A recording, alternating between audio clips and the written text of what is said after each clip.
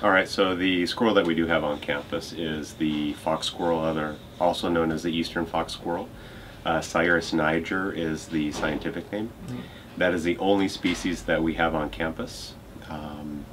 We have other other tree squirrels within the Fresno City limits, mostly on the north side of town along the San Joaquin River, and that is the gray squirrel, but they are not known to be on campus. In the 25 years that I've been associated with Fresno City College campus, I've never seen a gray squirrel.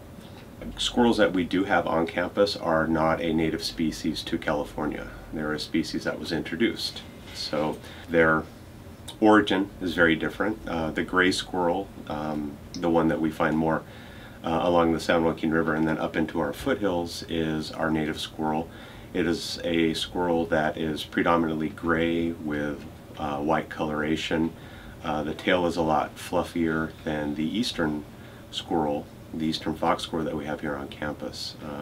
Eastern fox squirrel is more brown with some red in it, and the tail is a lot less fluffy.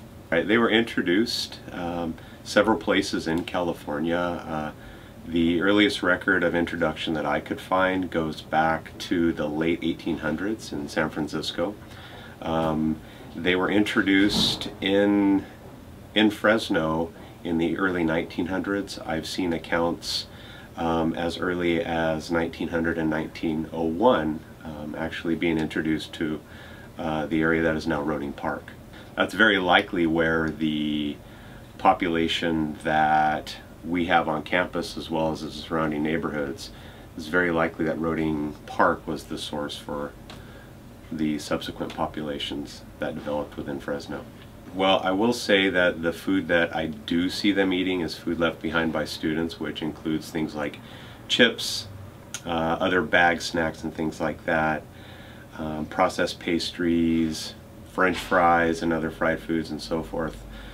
In regards to human consumption, probably not the healthiest way to eat.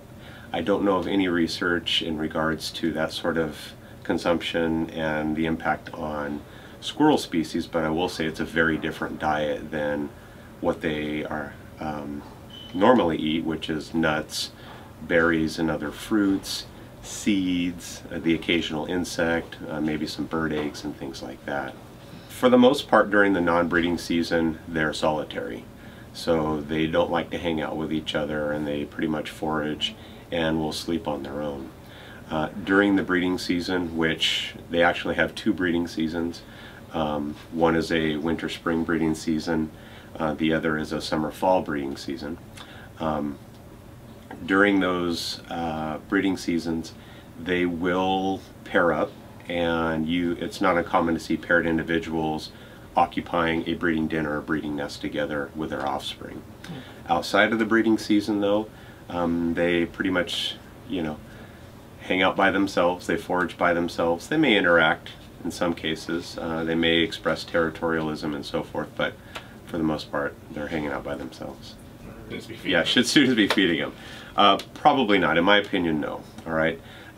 These are wild animals, and like any other wild animal or wild squirrel, they're going to have parasites. They're going to have various diseases that can be communicated to humans. I will say the incidence of squirrel to human disease transmission is relatively low, but it has been recorded.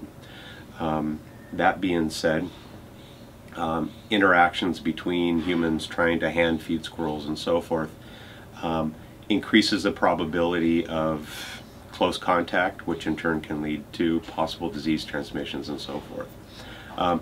It's also increases the probability of someone getting scratched or bitten. In addition to that, in regards to the squirrels have a natural aversion to humans, and if they get habituated to humans by them associating us with food, that natural tendency for them to avoid us erodes. Now, in most cases, people are not malicious and they're trying to feed a squirrel because it's cute, they want to help it and so forth. But the breakdown of that natural aversion, that natural fear that they have of us, can put them into closer contact with humans, which may have more malicious intent and could therefore be harmful to the squirrel as well. So